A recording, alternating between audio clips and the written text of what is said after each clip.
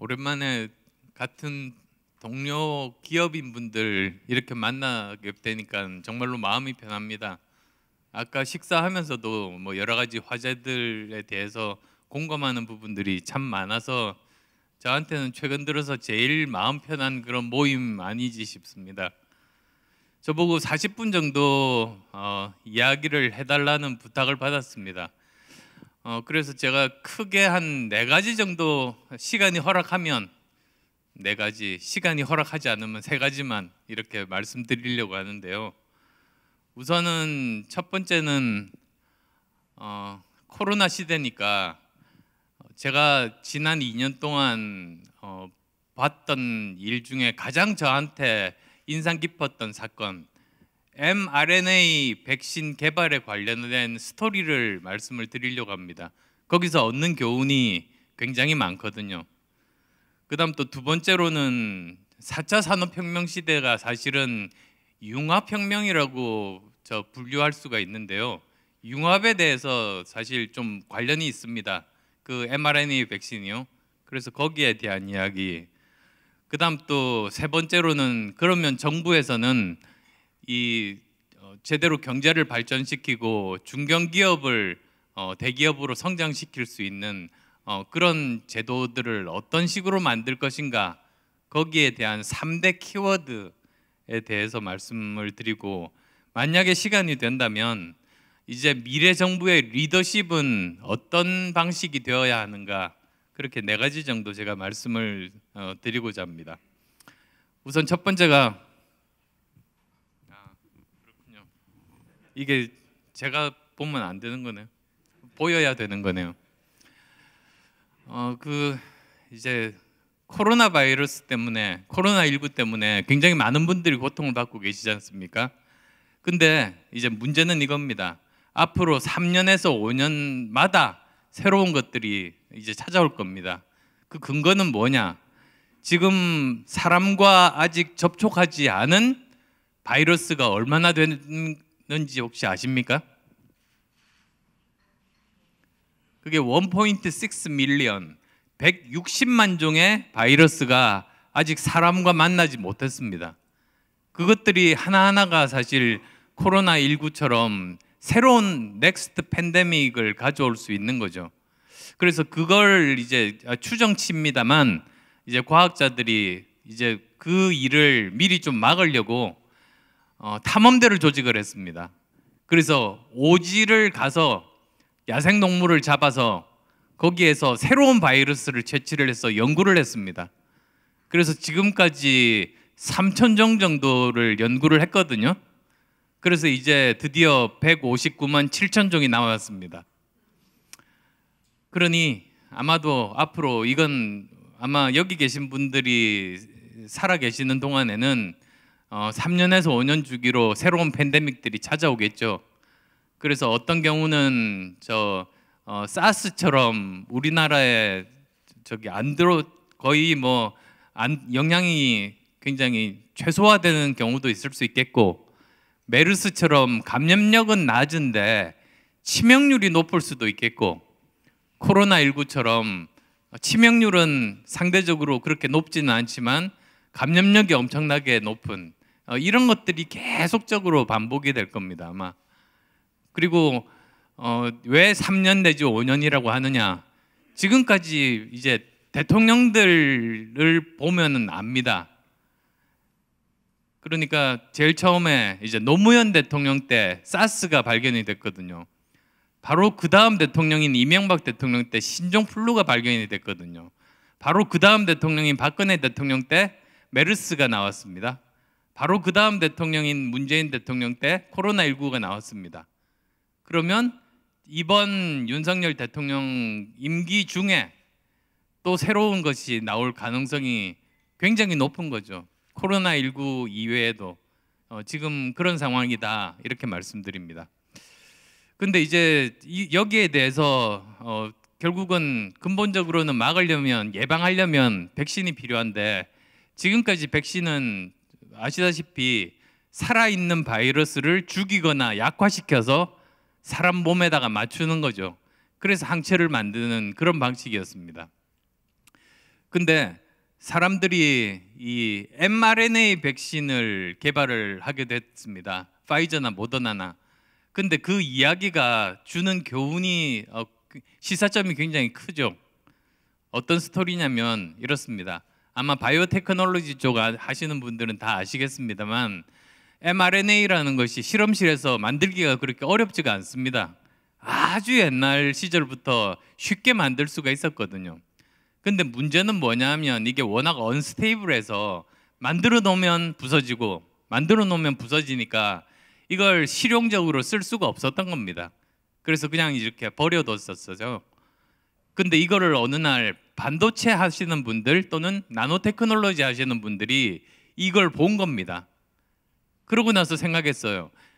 나노테크놀로지 하시는 분들은 아시겠지만 원래 자기들 실험 목적을 위해서 리피드 나노파티클 LNP라는 거를 쓰고 있었거든요. 그러니까 그 지방질로 아주 작은 초미세 입자를 만들어서 자기들 실험 목적으로 썼던 거죠.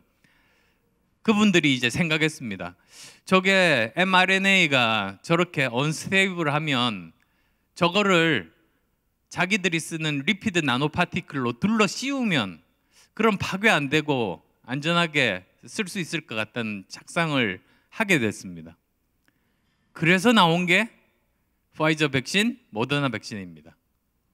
간단하죠?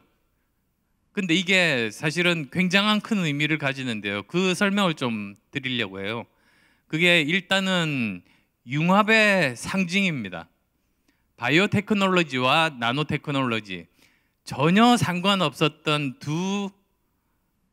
이 영역이 만나서 새로운 것을 만든 거죠. 지금까지 지구상에서 존재하지 않았던. 근데 이제 놀라운 일은 그 뒤에 또 벌어집니다. 어떤 일이 벌어졌냐면 미국 정부에서 이 개발 초기에 이런 것을 알게 됐어요. 가능성이 있어 보였거든요. 그래서 미국 정부가 했던 일이 무엇이냐?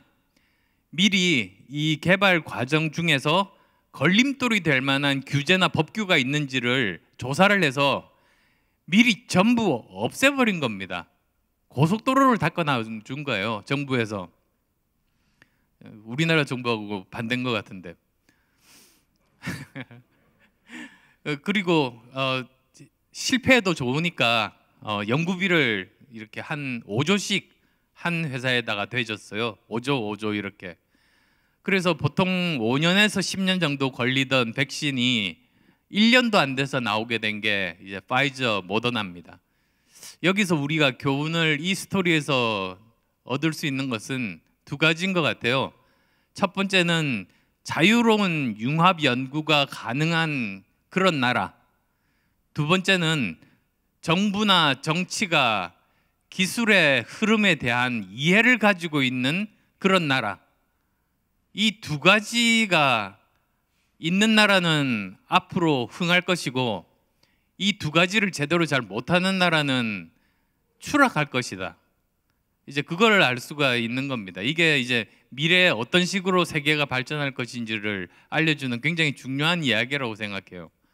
그럼 먼저 그러면 이제 두 번째로 넘어가겠습니다. 이 융합이 무엇인가? 융합이란 거는 전혀 다른 분야끼리 서로 그 접점해서 새로운 걸 만드는 거 아니겠습니까? 이것도 사실 생각을 해보시면 세상은 하나 아닙니까? 근데 우리 인류가 아주 옛날에는 이 세상을 이해를 하려고 하는데 너무 복잡해서 이해가 안 돼서 이제 나눈 거죠. 화학, 물리, 수학 이런 식으로요. 다 이렇게 나눈 겁니다. 그렇게 해서 연구를 시작했습니다.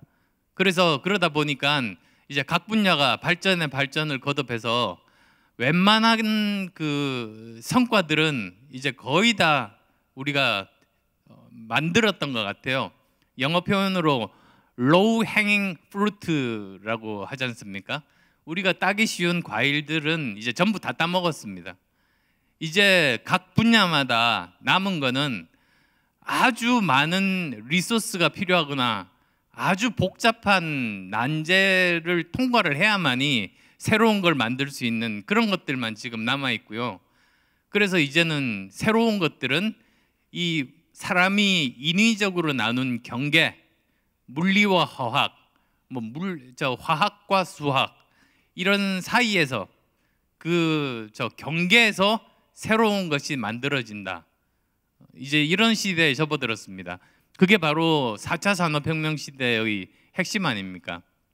보시면 1차 산업혁명 시대는 전기기관, 2차 산업혁명 시대는 전기, 3차 산업혁명 시대는 IT 기술. 그럼 4차는 무엇인가? 4차는 1, 2, 3차 때처럼 한 가지 기술이 모든 것들을 다 바꾸는 그런 거대한 변화를 가져오는 것이 아니라 4차 산업혁명의 특징은 여러 가지 다양한 기술, 모바일에다가 바이오 테크놀로지 쪽에서 라든지 또는 인공지능이라든지 클라우드라든지 여러 가지 이런 것들이 동시에 발전을 하고 이 기술들이 서로가 전혀 상관없는 것끼리 접목을 하면서 새로운 것이 만들어지는, 그래서 저는 4차 산업혁명 정의를 한마디로 융합혁명이라고 저는 그렇게 정의를 하고 싶어요. 그렇게 되면 이제 전체적인 그림을 이해를 하시기가 쉬울 겁니다. 근데 이게 융합이라는 게 참 간단치가 않은 게 각 분야에서의 전문가들도 필요하지만 그 사람들이 끊임없이 소통하고 만나서 이야기를 나눌 수 있는 환경, 그리고 또 거기에 대해서 실패하더라도 연구비를 대줄 수 있는 그러한 정부의 R&D 정책 같은 것들이 굉장히 많이 필요하지 않습니까? 옛날에 제가 PNNL이라는 곳을 찾아갔어요. 그게 뭐냐면 Pacific Northwest National Lab이라고요. 미국의 국책연구소 중에 하나입니다. 그게 보면은 미국의 워싱턴 스테이트가 있거든요. 워싱턴 DC 말고 그건 태평양 연안에 있죠. 그래서 워싱턴 주의 가장 서쪽 끝에 해변가에 있는 시애틀이 있고요. 근데 시애틀 타코마 공항에서 내려가지고 자동차를 타고 산맥을 하나 넘어가서 거의 워싱턴 스테이트의 동쪽 끝에 가면 거기에 리치랜드라는 조그만 도시가 나옵니다. 거기에 이 퍼시픽 노스웨스트 내셔널 랩 PNNL이라는 데가 있어요. 근데 거기를 방문을 해서 디렉터를 만났더니 자기들 연구원이 8,000명이랍니다. 그래서 제가 너무나 놀란 것이 우리나라에서 가장 큰 국책연구소 연구원이 2,700명입니다. 키스트나 애트리가 그거보다 조금 적던지 그 정도이죠. 그래서 왜 그렇게 많은 연구원을 그렇게 모아서 실험을 하냐고 하니까 이 소장의 말이 그랬습니다. 5,000명은 넘어야 융합 연구가 활발하게 가능해진다는 거예요. 왜 그러냐면 5,000명 정도가 되면 거의 모든 분야의 세계적인 수준의 그 연구자들이 그 한 조직 내에서 일을 할 수가 있게 되고, 이 사람들이 자주 이렇게 마주치는 그런 환경에서는 자기들끼리 또 새로운 융합 연구들을 자연스럽게 하게 되는 환경이 만들어진다는 거죠.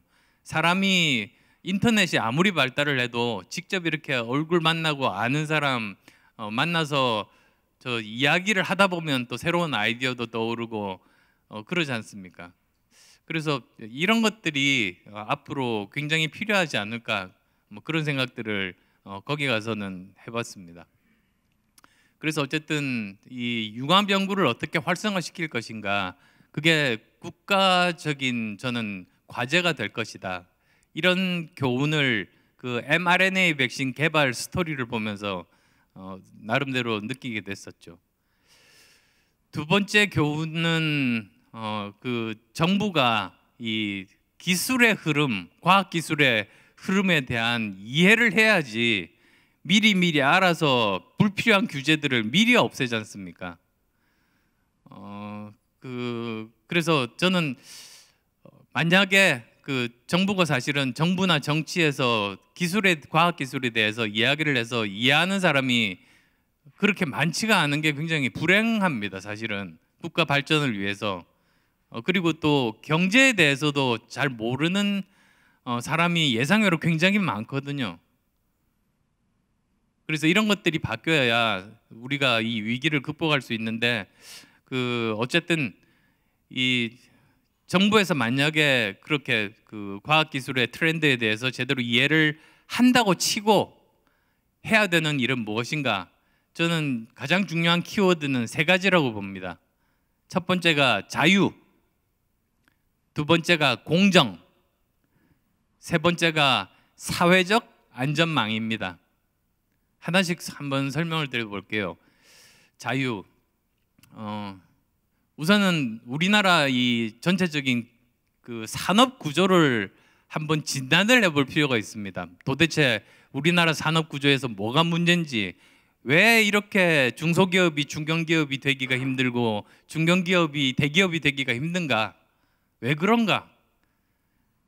이렇게 보면 아주 단순하게 거칠게 보면은 이 경제 생태계에서 주체가 세 개 정도 되지 않습니까? 그러니까 정부가 있고, 그 다음에 대기업이 있고, 그 다음에 중소 중견기업들, 뭐 이렇게 한번 분류를 해보겠습니다. 이렇게 있는데, 어떤 학자분들은 이런 구조를 보고는 우리나라는 관치 경제다. 정부가 모든 것을 다 이렇게 좌지우지한다고 그렇게 진단을 하는 학자군들이 있습니다. 그런데 또 다른 학자군들은 아니다. 우리나라는 어느 순간부터 신자유주의 때문에 우리나라가 이 경제에 문제가 많아졌다. 또 이렇게 완전히 한쪽으로 모으는 학자군들이 있거든요. 근데 아마 여기 계신 실제로 현장에서 일하시는 분들은 다 아시겠지만 그 둘 다 제대로 된 진단이 아니지 않습니까?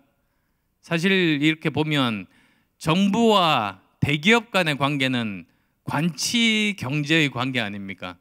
뭐 말 안 들으면 감옥 보내기도 하고 그러니까요. 그러니까 여기는 관치 경제이고, 그러다 보면은 정부가 대기업의 자유를 박탈하는 거죠. 자율성을 빼앗는 거죠. 그렇게 되면 자율성을 빼앗긴 기업에서는 시키는 것만 하게 되고 자율적으로 창의력을 발휘하고 도전하고 그러지를 않으니까 이게 경제가 발전할 리가 없습니다, 사실은. 그 다음에 또 대기업과 중견기업 내지는 대기업과 중소기업과의 관계를 또 보면 거기는 또 제가 보기에는 거의 신자유주의적으로 불공정 거래가 나와도 제대로 이렇게 뭘 벌을 주거나 그러지도 않고 공정거래위원회에서 시간 끌다가 이상한 판결만 내리고 뭐 이런 경우들 뭐 당해보신 분들도 사실은 계시겠습니다만 이런 상황입니다. 근데 여기서도 보면 결국은 대기업이 중소기업, 중견기업의 자유와 자율성을 빼앗는 겁니다. 그래서 총체적으로 한번 진단해 보면 우리나라 산업 구조는 이 관치 경제와 그리고 뭐라고 해야 되나, 관치 경제와 신자유주의의 아주 최악의 조합, 그게 대한민국 경제 구조 아닌가, 저는 그렇게 생각을 합니다. 그리고 공통점은 기업의 자유를 빼앗는 거죠. 그게 대기업이든 중소기업이든 중견기업이든. 그래서 그 규제도 거기에 해당됩니다. 사실은 관치 경제라는 거에는 규제도 포함되어 있으니까 갈수록 규제는 많아지고 하지 마라 하지 마라 하지 마라. 그리고 또 세금도 마찬가지고요. 뭐 상속세부터 해서 뭐 여러 가지 그런 문제들 다 마찬가지로 이렇게 발목을 잡는 지금 그런 상태입니다. 그래서 저는 첫 번째로 우리나라 경제가 살아나려면 이런 진단하에서 보면 결국은 기업이나 또는 창업자에게 자유를 주는 것, 그게 저는 가장 큰 중요한 선결 과제다, 그렇게 생각을 하고요. 두 번째는 공정입니다. 공정이라는 건 간단하지 않습니까? 실력만으로 스타트업이 중견기업이 되고 중견기업이 대기업 되는 그런 시장 구조를 만드는 것 아닙니까? 공정하게 그냥 힘 있고 돈 있고 빽 있다고 반칙하면서 또는 불공정 거래를 통해서 자기 하청 업체들 죽여버리면 그러면 도저히 지금 뭐 새롭게 경제가 역동성을 발휘해서 발전할 수 없으니까요. 지금 근데 뭐 그러고 있는 판국인데, 그러면 이걸 도대체 어떻게 해결할 것인가? 결국 그 일을 하는 거는 공정거래위원회인데요. 저는 공정거래위원회 개혁을 해야 된다고 봅니다. 어떻게 개혁을 하는가? 그거는 공정거래위원회에게 독립성을 주고 권한을 사실은 강화하면서 동시에 그 투명성의 책임을 지우는 겁니다. 한번 에피소드를 말씀을 드려볼게요. 제가 공정거래위원회 개혁에는 관심이 많아서 독일에 있을 때나 미국에 있을 때나 항상 직접 찾아가서 만나서 이야기를 나눴습니다. 근데 일단은 우선 제가 독일 뮌헨의 막스 플랑크 연구소에서 비지팅 스칼러 할 때 일인데요. 한번 찾아가겠다고 했더니 저는 원래 처음에는 베를린에 있는 줄 알았어요. 근데 공정거래위원회가 본이라는 도시에 있습니다. 독일이 이렇게 좀 계란형의 이런 저 땅이라고 한다면 저쪽 북 동쪽에는 베를린이 있고 북서쪽에는 본이 있거든요. 그래서 어쨌든 본으로 갔죠. 본으로 가서 왜 당신들은 베를린에서 같이 다른 정부 부처와 일을 안 하느냐 물어봤더니 원래 자기들이 통일 전에는 베를린에 있었답니다. 근데 통일이 되면서 많은 부처들이 베를린으로 이렇게 모여들 때 자기들은 오히려 거기를 떠나서 본으로 갔대요. 왜 그러냐면 자기들은 경제 분야에서 준사법기관인데 같은 도시에서 경제부처 사람들 이렇게 식당에서 만나고 마주치고 막 이러다 보면 아무래도 사람인지라 이게 자기 일에 충실하지 못할 것 같아서 만날 확률이 적은 먼 도시로 그냥 가버린 거래요. 그게 참 저는 시사하는 바가 굉장히 큰 것 같습니다. 자기 역할에 충실하기 위해서 물리적으로라도 거리를 두는 그런 모습들, 그게 참 인상적이었다는 말씀 드리고 싶습니다. 그리고 그러다 보니까 사실 이 준사법기관으로서 역할을 제대로 하는데 우리나라는 어떠냐? 세종시로 경제부처가 옮겨갈 때 나란히 사이좋게 공정거래위원회가 같이 갔거든요. 지금 우리나라에서는 경제부처의 일종의 하부기관 내지 협력기관처럼 공정거래위원회가 되어 있습니다. 그러니까 이게 제대로 일하기가 굉장히 어렵죠. 그래서 그게 어떻게 보면 독립성에 대한 그런 교훈, 제대로 일을 하려면 독립성을 가져야 된다는 그런 교훈이 될 것 같고요. 그 다음에 또 제가 미국에 갔을 때 얘기인데요. 미국에 또 그 공정거래위원회를 갔더니 임기가 5년이랍니다. 공정위원들이. 그래서 임기가 왜 5년이냐고 했더니 복잡하게 생각할 거 없이 대통령 임기가 4년이니까 대통령 임기보다는 길어야 대통령이 함부로 정체를 못 바꾼다고. 그래서 5년으로 했답니다. 근데 우리나라는 대통령 임기 5년인데 공정거래위원들 임기는 3년이어서 한 대통령이 임기 내 모든 사람들 다 자기 사람으로 바꿀 수 있고요. 거기다가 또 임기를 제대로 마치지 못하는 경우도 굉장히 많습니다. 그러니까 우리나라 공정거래위원회는 독립성에 굉장히 좀 치명적인 약점을 가지고 있어서 일을 이렇게 어디에 영향이나 압력으로부터 자유롭기가 굉장히 힘든 그런 상황이어서 이런 분야의 개혁이 필요하다. 저는 그렇게 말씀드리고 싶어요. 그다음 또 두 번째로는 그 권한인데요.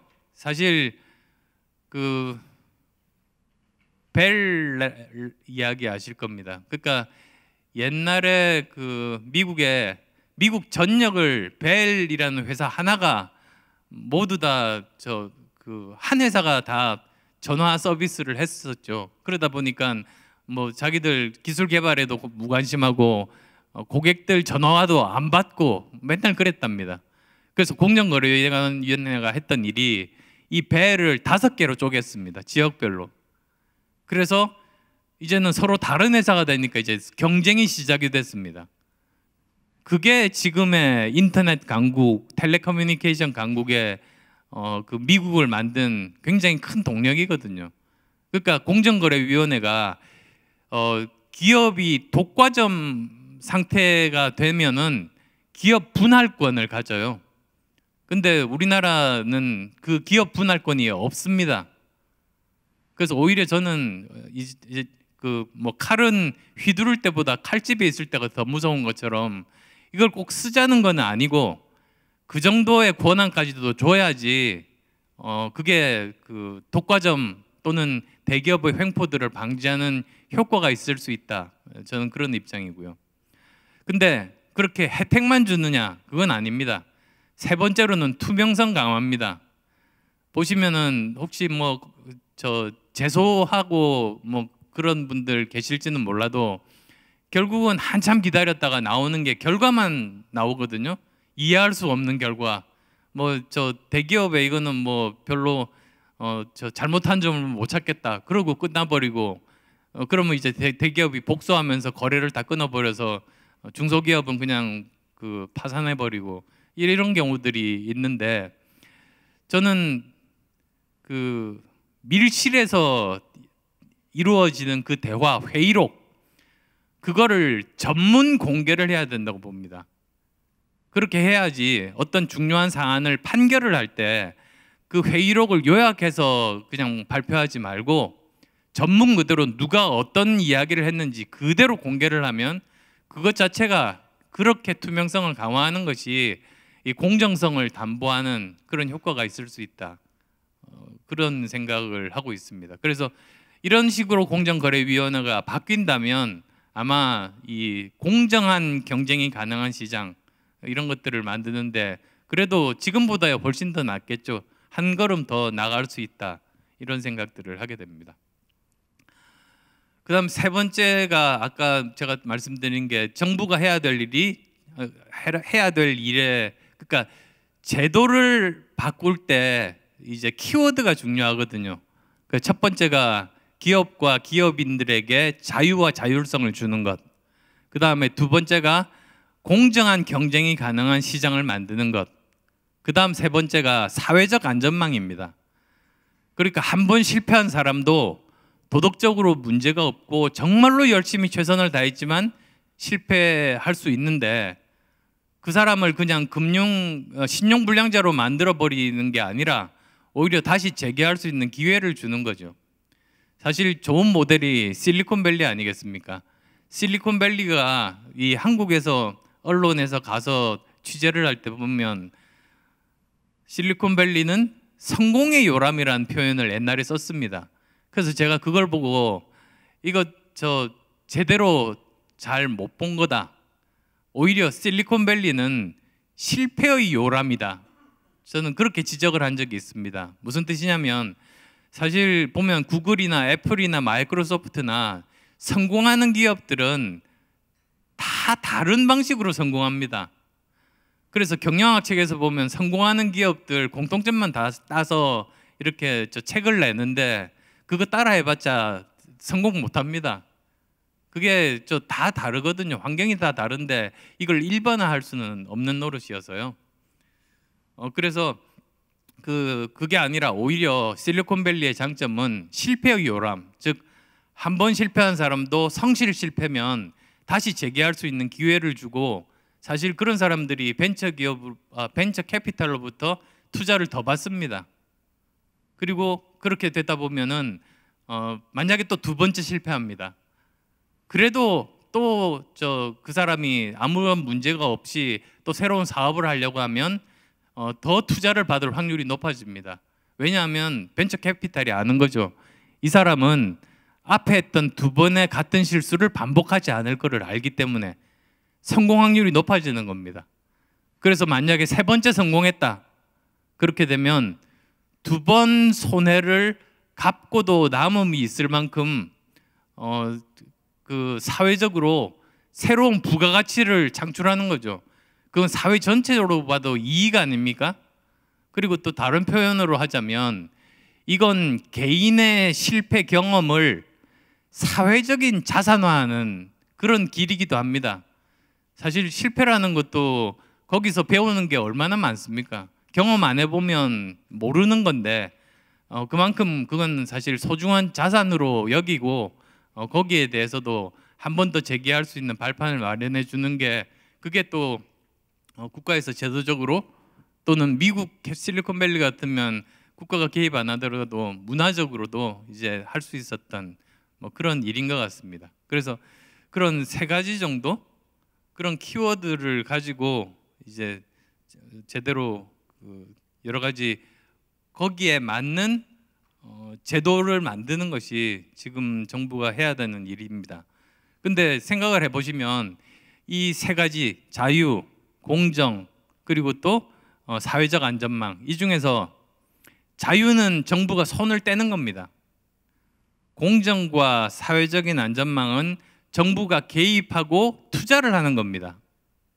근데 지금까지 진보 정부건 보수 정부건 똑같이 했던 일이 뭐냐면 정확하게 반대로 했습니다.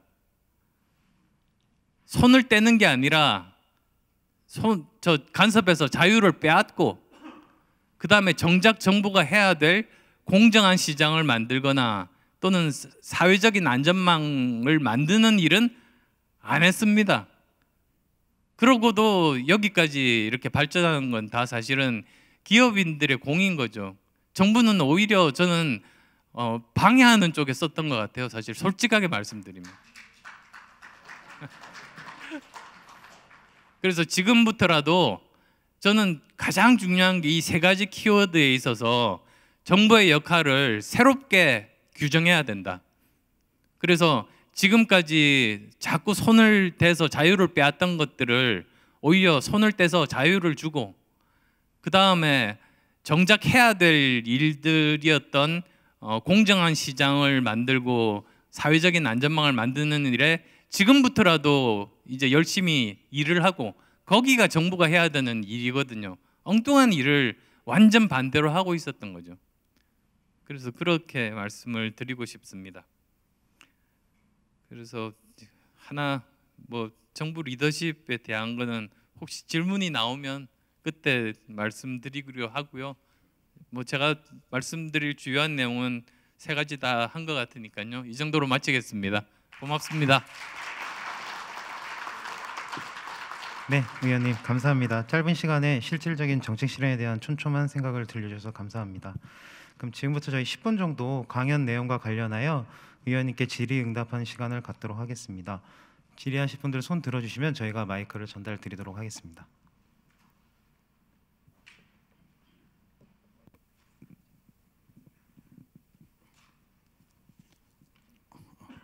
아주 안 위원장님께서 속 시원하게 말씀해 주셔서 감사합니다. 그 상속 증여세 문제는 법인세를 내리는 것보다는 법인세는 놔두고 상속 증여세를 한 30%까지 내렸으면 좋겠어요. 법인세를 한 1% 올리더라도 그게 세수에도 도움이 되거든요. 그다음에 이제 두 번째, 우리 대한민국이 금융하고 통신에 대해서 글로벌 센터가 될 수가 있는데 금융하고 통신에 대해서 너무 금융은 정부가 너무 지배하려고 지금 경영 구조는 그렇게 안 되는데 그런 게 있고 통신은 너무 통신 3사 중심으로 정책을 쓰고 있다. 지금 데이터 센터나 이런 것들이 글로벌 데이터 센터가 홍콩이나 싱가포르로는 대체가 안 되고 일본은 또 지진이 있고 그러니까 한국에 그 클라우드 센터가 몰려들고 있는데 자꾸 MNO 3사 중심으로 이렇게 정책을 쓰다 보면은 금융이나 이 통신의 어떤 글로벌 센터로서 중요한 환경에 와 있는데 그것에 대해서 좀 생각을 하고 있고요. 또 마지막으로 통신사법 38조를 39조처럼 바꿔가지고 옛날에 유선을 무선으로 쓰는 시대인데 유선은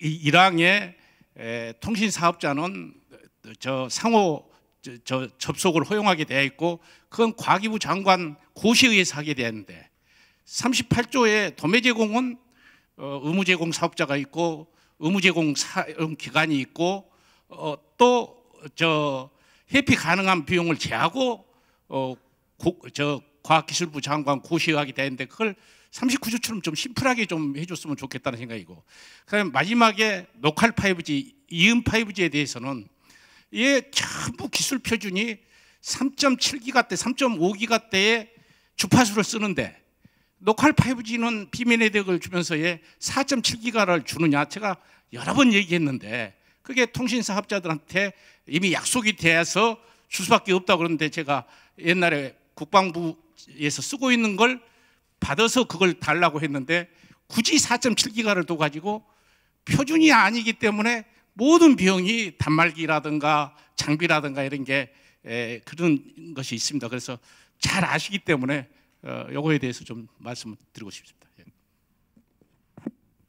예, 지금 저 상속세 부분에 대해서는 저 사실 독일의 히든 챔피언 아실 겁니다.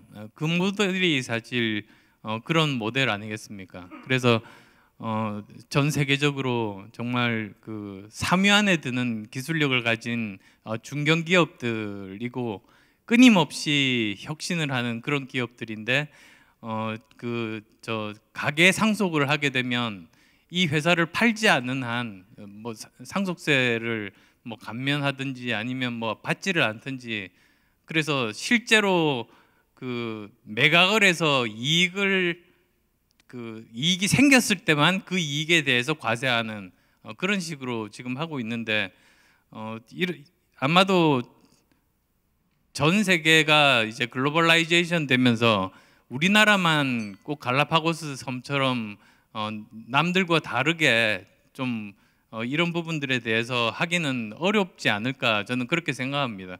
그래서 이 부분 바뀌어야 된다는 데는 저도 사실은 공감을 하고요.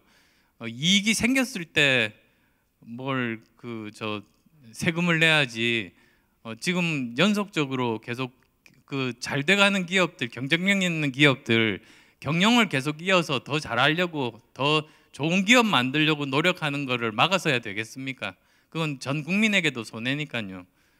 그래서 그런 생각을 가지고 있고요. 근데 이 국회라는 게 보면 150명 이상의 동의를 받아야 이제 법이 통과가 됩니다. 지금은 이제 거의 180석 정도가 여기에 반대하는 의원들이 있어서요. 이 문제는 아마도 지금 당장은 하기가 좀 어렵지만 어쩌면 총선 때 또 2년 후 총선 때 이 국회 구성이 또 바뀌니까 그때 국민들이 아마 판단하시지 않을까. 그때 또 여러 당들이 내놓은 그 공약을 보고 이제 판단하시지 않을까, 그렇게 희망을 합니다. 그렇게 되면 이건 또 그렇게 바뀔 가능성도 있겠죠. 그다음에 금융 쪽은 사실 정말로 문제인 것이, 뭐 더 전문가들도 많으시겠습니다만 우리나라가 세계 10대 경제 강국인데 가장 경쟁력이 떨어지는 게 금융 방면 아닙니까? 그리고 또 규모도 다 고만고만하다 보니까 우리가 예를 들면 굉장히 커다란 원전 프로젝트를 수주를 했다. 그러면 프로젝트 파이낸싱 규모가 너무 커가지고 한국 금융기관이 그걸 할 수가 없어서 오히려 뭐 골드만삭스나 외국 기업이 돈을 벌게 그쪽이 프로젝트 파이낸싱을 하게 해주는 이런 어처구니 없는, 그러니까 대한민국의 경제 규모에 적절한 역할을 할 만큼 금융산업도 발전을 해야 되는데 이걸 못하지 않습니까? 결국은 이건 두 가지거든요. 아시다시피 낙하산 인사하고 규제입니다. 사실은 이걸 그냥 국가가 무슨 지분을 가지고 있지도 않은 그런 곳에 인사권을 발휘를 해서 실제로 경영 능력이 없는 사람을 거기다가 무슨 상처럼 이렇게 주고 하니까 이게 금융산업이 보통 어려운 산업이 아니지 않습니까?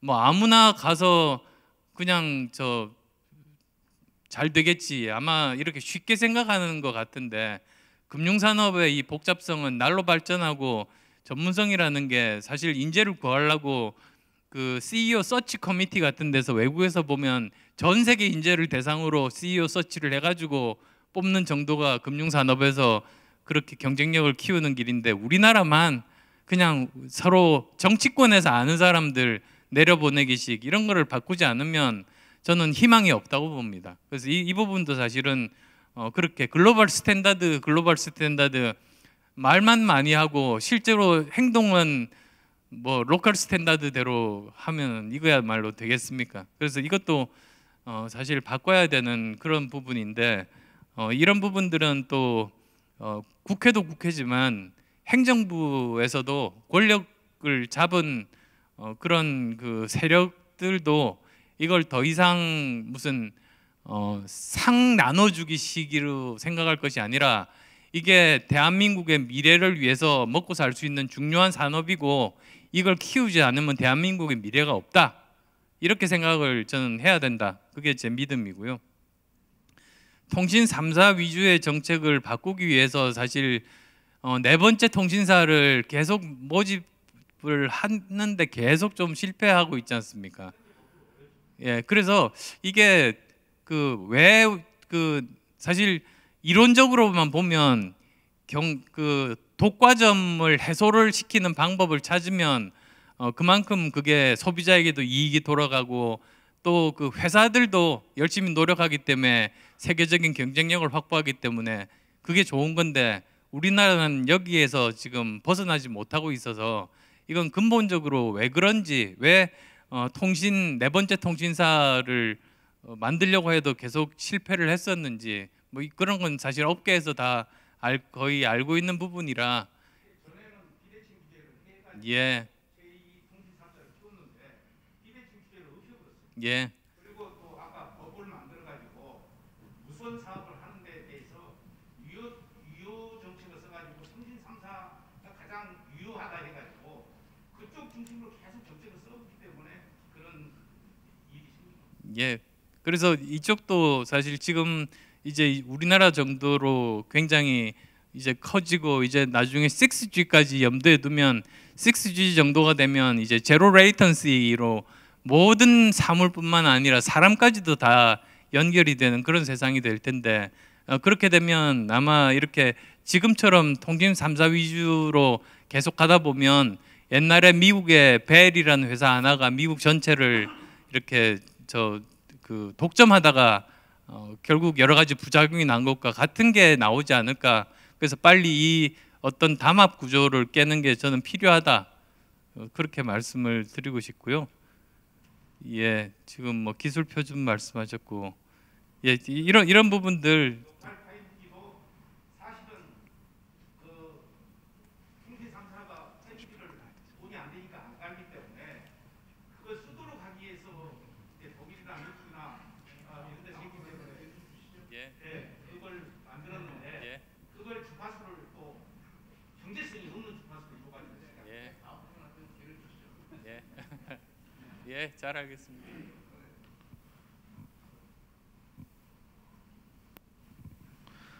네, 의원님 예정된 시간 있어서 질의는 좀 짧게 부탁드리겠습니다. 예. 질의를 굉장히 짧게 하겠습니다. 이거 좀 아까 안 의원님이 말씀하신 그 사회적 안전망 중에서도 우리 기업인들이 이렇게 잘 되고 있을 때는 별 문제가 안 되는데, 투자를 하다 보면 기업의 규모보다 더 큰 투자를 해서 더 크고 싶다가 실패를 하는 경우가 있습니다. 실패를 할 경우에는 완전히 이것이 지옥에 가는 세상이 되거든요. 근데 기업이 사실은 크면서 국가의 공헌도가 굉장히 큽니다. 세금도 많이 내고. 근데 국민연금이나 교원연금이나 모든 연금에 있는데 기업이 이제 망해갖고는 아무 혜택이 없는 거예요. 세금은 그만큼 많이 내놨는데 망해놓으면 국가의 역적 같은 그 취급을 받는데, 어떤 그 기업이 사후에 그런 실패했을 때도 사회적 기여를 했기 때문에 그 기여에 대한 세금의 일부를 연금 형태로 지급해 주면 되지 않겠느냐, 그런 생각을 한번 해봤습니다. 검토해 보시기 바랍니다. 예. 예, 뭐 저도 처음 듣는 방안인데 한번 생각해 보겠습니다. 한 분만 더 받을게요. 시간상. 예. 저는 한국 가보는 조음수라고 합니다. 요즘 조선 쪽에 LNG 쪽에 상당히 호황해 있고요. 또 IMO 국제회사기구에서 2023년도부터 이산화탄소 배출을 10% 절감해라고 한답니다. 그래서 우리나라 이제 조선 3사가 만들 수 있는 배는 한 200여 척이 지나지 않고 배를 개조하거나 신조해야 될 게 한 6만여 척이 있습니다. 그래서 우리나라 LNG 시장은 한 90% 정도 장악하고 있는데 이런 호기를 살리기 위해서는 수출입은행에서 수출 보증이라든지 해줄 필요가 있습니다. 조선 3사는 자체 능력으로만 하더라도 어느 정도 할 수 있다고 보는데 중소 중견 조선소들은 실제 오다를 받고도 진행하지 못하는 경우가 왕왕 생겨나고 있습니다. 물론 재무 구조가 부실하고 하기 때문에 한계는 있으리라 봅니다만은 그 사업에 타당성이 있다면은 적극적으로 해줄 필요가 있지 않는가. 지금 LNG 배가 중국이 조금씩 일어서고 있는 길입니다. 이런 기회를 살린다면은 우리나라의 조선업이 한 20년은 먹고 살지 않겠나 이 생각을 해봅니다. 좋은 답변 부탁드립니다. 감사합니다. 예, 뭐 중소 3사 중소 이런 조선사들도 조선 3사 정도의 수출 보증 이런 것들을 이 그 사업 계획서를 검토하고 거기에 어느 정도 맞으면 거기에 대한 지원을 조선 3사 수준으로 했으면 좋겠다는 그런 말씀으로 저는 받아들였고요. 한번 검토해 보라고 전달하겠습니다. 예. 예, 의원. 예. 짧은 시간에 열정적인 강의와 질의응답해주신 의원님께 다시 한번 감사의 박수 부탁드립니다.